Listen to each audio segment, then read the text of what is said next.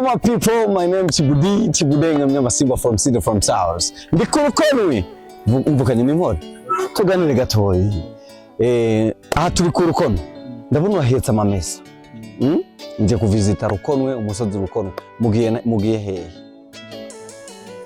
mu kiyanja ca Nyanza mu kiyaya ca Nyanza utwaye amamesa cyangwa mvuye kudanaza amamesa mu Mabanda hari isoko nziza imakamba uvuye Makamba n'ikinga wubawe.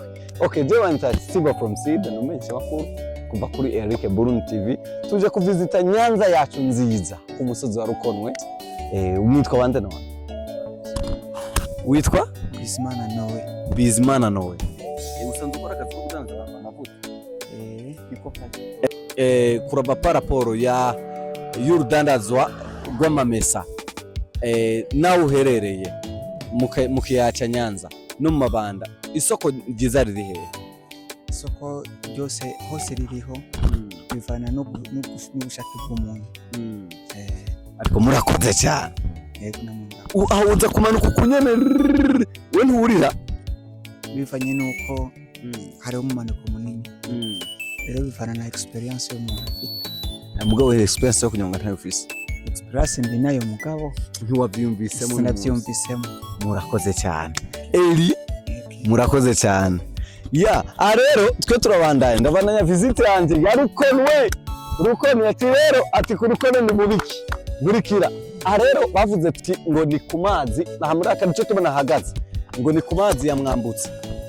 Ku mazi ya Mwambutsa soko cameraman ati Mwambutsa umwami Mwambutsa yari kumanuka imisozi yaraciye hano acabona amazi acarayano handi kwa muri histoire ni muri Rukono no wari ubizi kuri kana Eric Burundi TV ukane subscribe ni ku mazi ya Mwambutsa ni big urabona ko ni full tank Eric Burundi TV for everybody utaraka na subscribe kana subscribe ndakwereka amazi ya Mwambutsa ari hehe.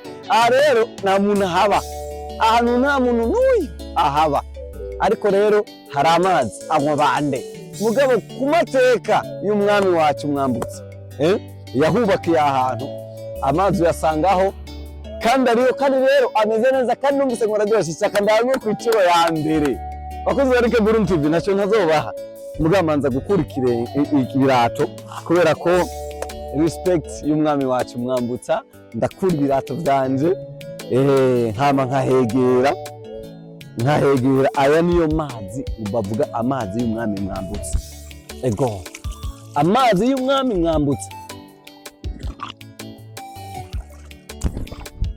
iyo gatata we nimugize visit ndahamagaye aba diaspora mwese karibu kuri Rukonwe mugishyira mu Cyongereza muri Rukono hari amazi ya Mwambutsa. Amazi ya Mwambutsa rero ni amazi arakanye araryoshe nukuri afite akanovera kaze rero muri Burunga yacu muri Nyanza nziza yacu mugire visite kuri Rukonwe hari ibyiza byinshi mugana umunsi ndabazaniye amazi ya Mwambutsa kugira tunezererwe. Murakoze ndangiriza hanyene ku mazi ya Mwambutsa.